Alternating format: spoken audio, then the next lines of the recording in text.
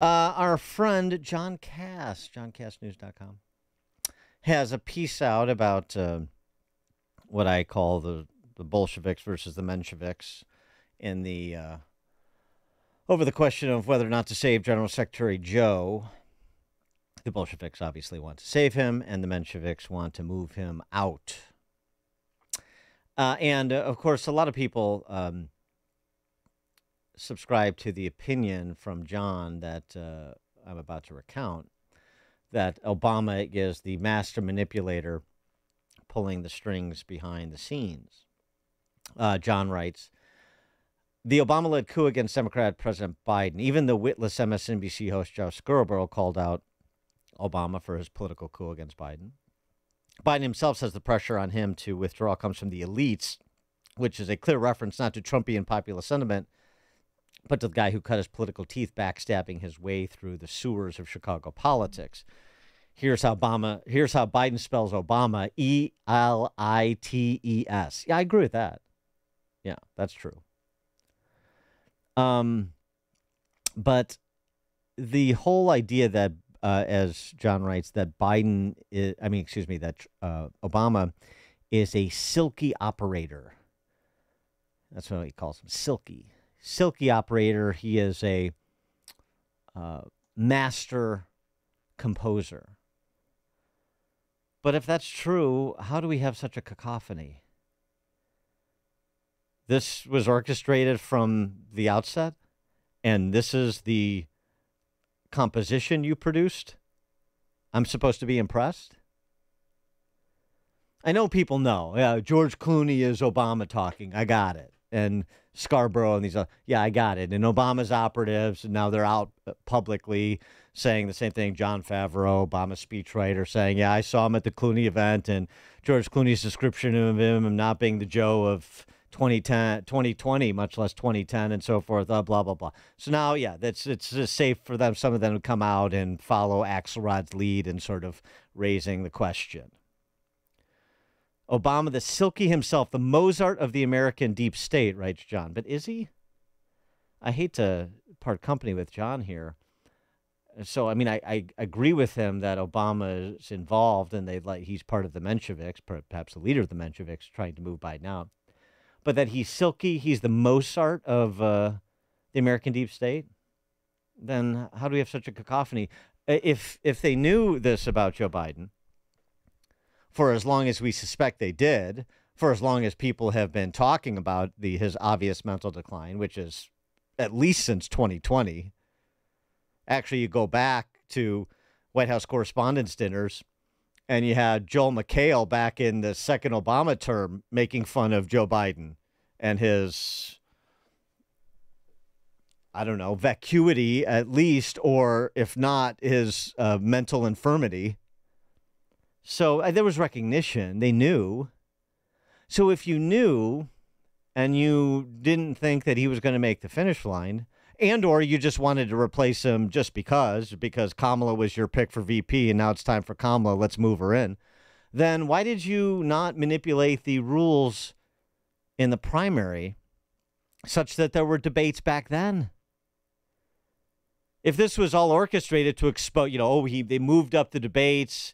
This was a fifth column action inside Camp Biden to have him fall on his face in the debate so that they could usher in the replacement before the convention and so on. Well, then, if that's the case, and you knew that this was somebody who couldn't stand the scrutiny, the back and forth of a debate, then why don't you run somebody credible, or even just take Dean Phillips as credible enough and put him on a debate stage in the primary, so you could have dispatched Biden then, and maybe got someone more substantial to step in, more viable in a general election with a longer runway.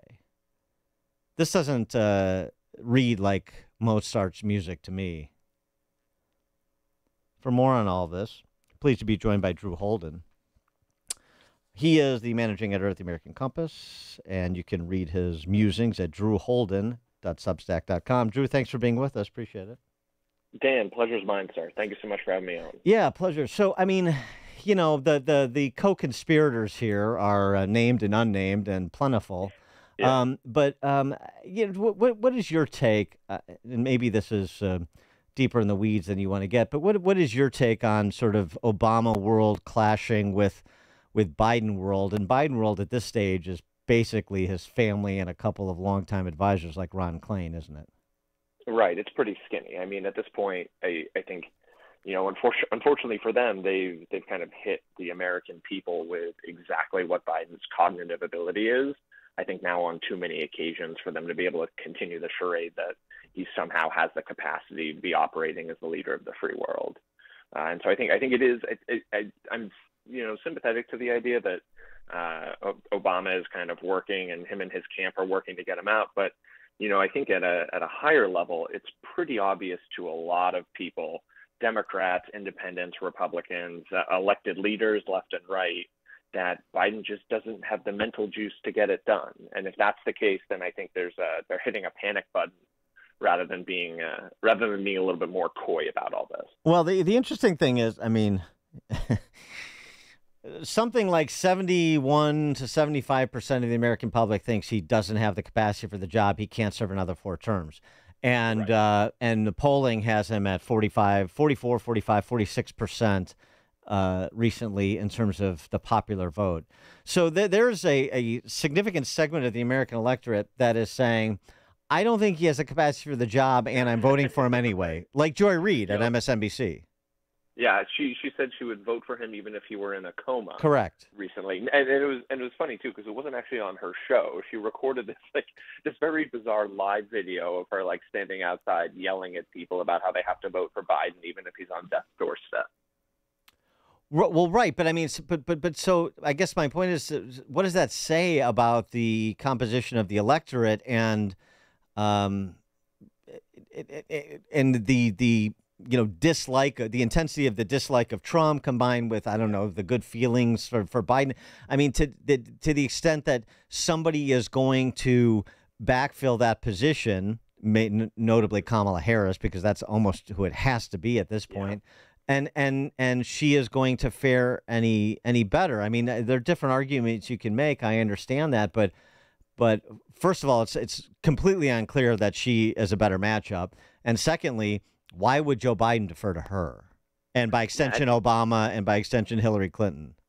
Yeah, it's a great question. I think that's kind of the most interesting part of this intra-democratic rivalry right now is that the machinations of the Democratic Party to get Harris on the ticket have left them saddled with the reality that they have named her publicly the heir apparent, right? And I think it's hard to sort of wiggle out of that once she's the VP on the ticket. They spent years and years and years leading up to the election and after the election proclaiming that she is the future, right? And I think one of the big and interesting sort of points made at Biden's press conference last night was him serving in this sort of bridge capacity, right, to move from the old guard of Democrats to the new guard and having this heir apparent, Vice President Harris waiting in the wings. And so now they kind of have to deal with the reality that they've created. They've got to lay in this bed that they've made for themselves. And I think you're right. I think it's almost inescapable that they have to put her on the top of the ticket, or else they'll have to face the wrath of all of the people who they promised, particularly women voters, particularly black voters. And I think you talk about the contingent of American voters who have said, yeah, I don't think Biden has the mental juice to get it done, but I'm going to vote for him anyway. I think a lot of those votes are probably votes for Kamala Harris, right? And whether or not those are uninterrogated votes because she hasn't faced the scrutiny of being a national presidential candidate, like I will definitely grant.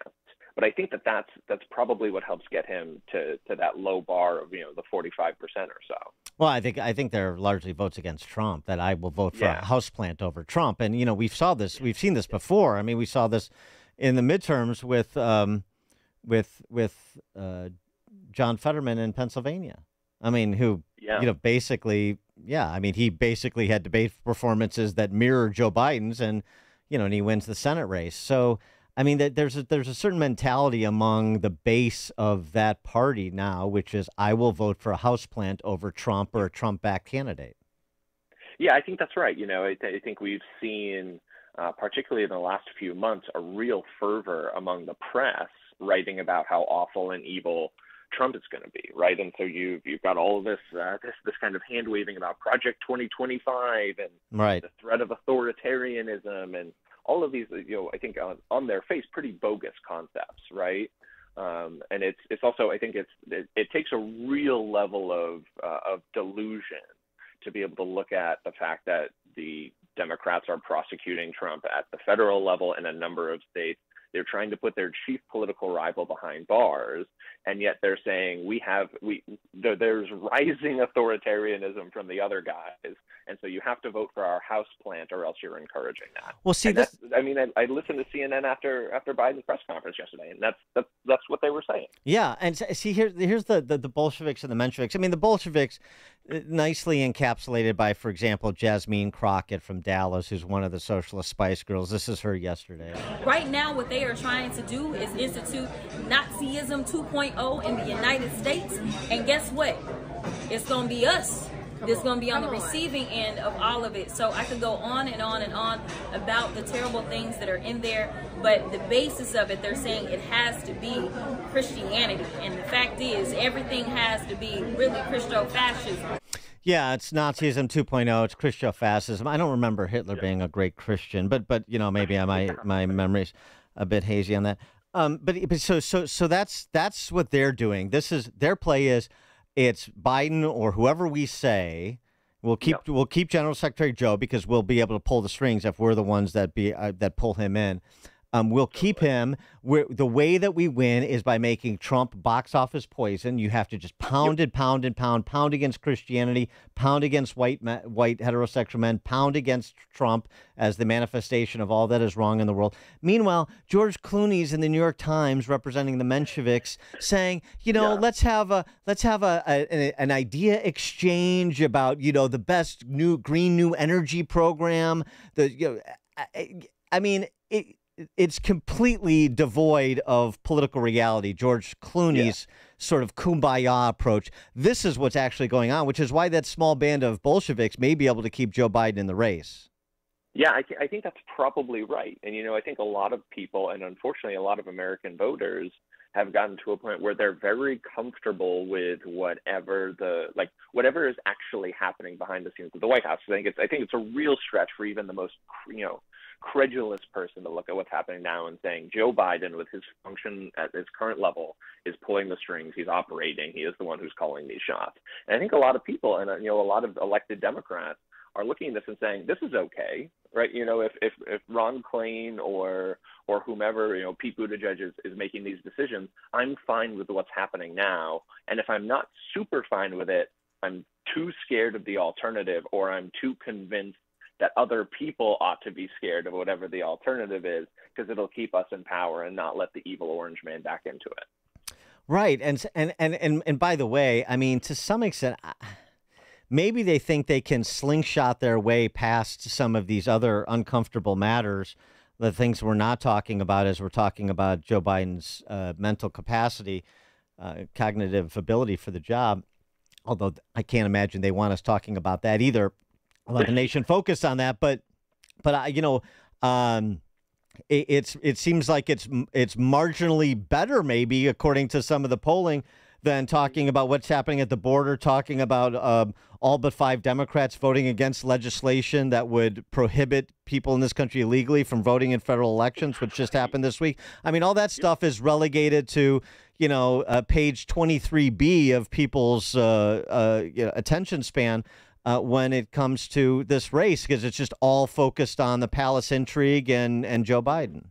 Yeah, and I think part of the reason why that's so attractive is because the wool is off the eyes of the American people. Everybody saw the debate, and if they didn't see the debate, they saw the commentary of the debate after the fact, right? And so I think it's gotten to a point where they fought really, really hard. They fought tooth and nail, right? We had the cheap fakes. We had the claims that all these videos about Biden are lies, or they've been clipped or edited, or somehow they're misleading. And they lost that battle, and now it's out there. And I think because it's already out there, it becomes a lot easier to talk about, because everyone understands that the President of the United States' mental capacity is exceedingly limited, far more limited than we were led to believe by the press and by the White House.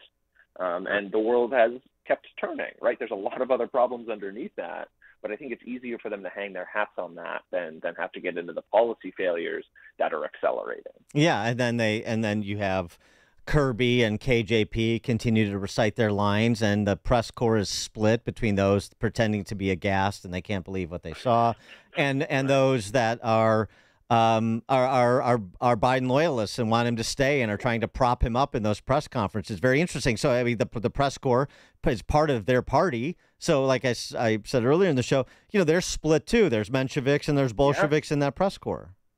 Yeah, and it's funny too, right? Because like during the debate, you saw there were a handful of outlets, Axios, CBS News, and NBC, who all ran stories that say, well, Biden has a cold. Yes. Before the debate was even over, right? Like the Biden campaign put out this preposterous lie that the reason that he wasn't able to form sentences was that he had a cold and maybe he had jet lag from travel 2 weeks before. And you saw like what it was truly a loyalist press repeat those pretty bald-faced lies. And it's been interesting in the last couple of days to see that versus the outlets who are saying, oh, CNN had this really like self-flagellating piece about how we should have seen this coming. We should have covered Biden's mental decline better. And the New York Times was up with this scoop that I'm sure they just got from all of the staff about how these lapses are more frequent, right? And so you really do see this sort of schism in between how they want to handle the situation with Biden. I'm surprised Biden actually hasn't picked up on what Tony Fauci said and it isn't doing like a barnstorming tour with Tony Fauci saying, maybe you took an antihistamine and, that's not the Joe Biden I know. It's like those are the guys that could actually prop him up within the electorate.